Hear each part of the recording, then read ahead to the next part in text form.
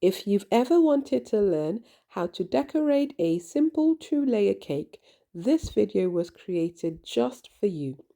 In this video, I'm going to be showing you how you can decorate a 2-layer cake with chocolate ganache. This video is packed with lots of tips, so make sure you watch it till the end. Now, in this video, I'm using my amazing yummy chocolate cake recipe, which is available for you to watch and learn how to make this.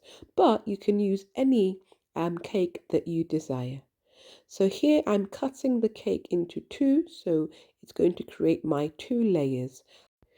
If you're not very familiar with some of the techniques that I've used in this video, like how to cut your cakes into layers or how to make the chocolate cake, there will be lots of video tutorials in the description section, so be sure to have a look at this, as this will help you learn all the techniques which you can put into practice when you're baking your cake. So I just want to take a moment to show you the inside of the cake. It's an absolutely soft, moist, melt in your mouth cake, and that's what the inside of my chocolate cake looks like. Now I use chocolate ganache, but with a twist. I'm actually going to use two different versions of chocolate ganache. Here I'm making whipped chocolate ganache, so I'm just whipping it up with a hand mixer to incorporate some air and make it softer and fluffier. So this here is chocolate ganache, which I'm going to use for the outer coating. But whipped chocolate ganache is softer and it's actually more pleasant to eat. So I'll show you how you can use these two different varieties of ganache when you're decorating your cake. So the first thing you need is a turntable. It will make life so much easier. And now I'm just using the chocolate ganache, just putting a thin layer on the cake board. It's going to act like a glue, so when I place my cake layer on it, it will stick to the board.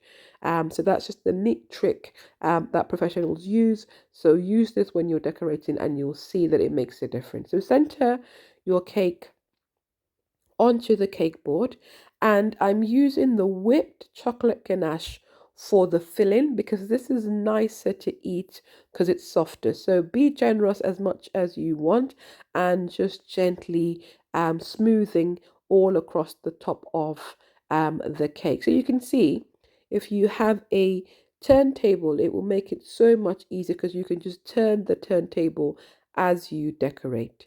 So next, put your second layer on top of the first layer of the buttercream and the cake. And now I'm using the classic chocolate ganache. So this is going to be like what we call a crumb coating. Again, if you don't know what a crumb coat is, have a look at the videos in the description section. It will show you more. But basically, a crumb coat is a first layer of frosting, or in this case ganache, that will basically locking all the crumbs and seal it. So I'm using ganache for this because it will seal all the crumbs and basically create a nice structure which I'm going to build on. So with the edges, you'll see that it's just a thin layer of the ganache to basically just cover the entire surface of the cake. You can quite clearly see that you can see the cake layers. You don't want to cover it entirely. You just want a thin layer, and I'm using a angled palette knife to just smoothen the edge and wiping off all excess ganache.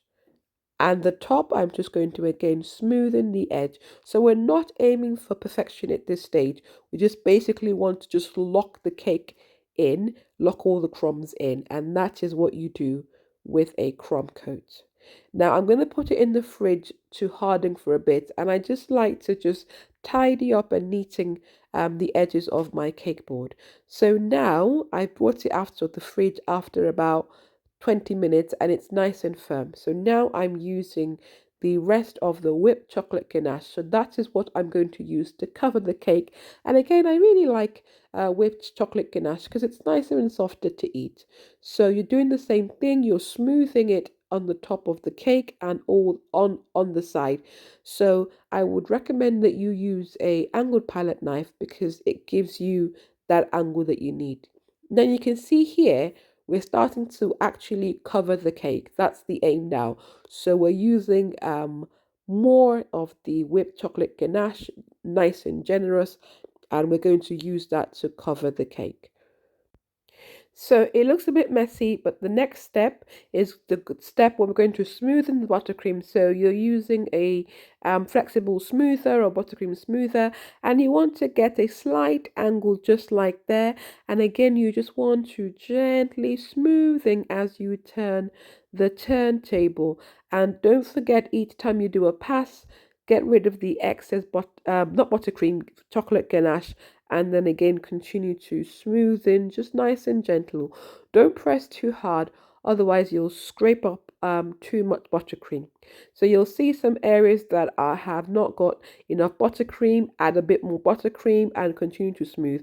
And you keep doing this process, layering more ganache until you're happy with the result. So again, you can just see I'm doing the top, just gently smoothing with the angled palette knife, and then I'm going to use the flexible smoother to smoothen the edge, and you can keep doing this until that you're happy with the final result.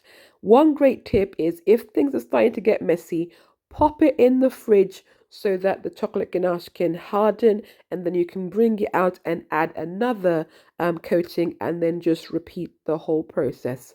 So patience is the key. The fridge is your friend.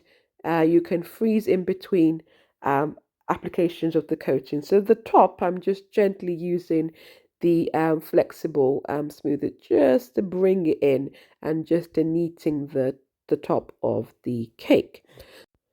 So I'm going to decorate my cake with sprinkles because it was just for a home birthday party.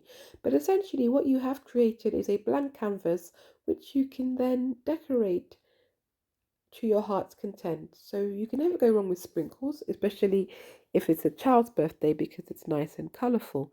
You could also add cake toppers. You could do piping details. You could add fondant modelling onto your cake. The list is endless. If you want more ideas on ways that you can decorate your cake, then you should look in the description section at the playlist details that will show you more cake decorating techniques. And like I always say with each video, if you've not subscribed to Dr. Mummy's Cakes channel, then you're missing out on lots of great tutorials that will help you learn how to bake amazing cakes. So I hope that you will be confident to make this at home. It's super easy when you know exactly what to do. So baking is actually very fun. Cake decorating is fun. Anyone can make an amazing cake if they know how to. And that's what I'm here to do, to help you learn how to make and decorate amazing cakes. So until I see you next time, happy baking.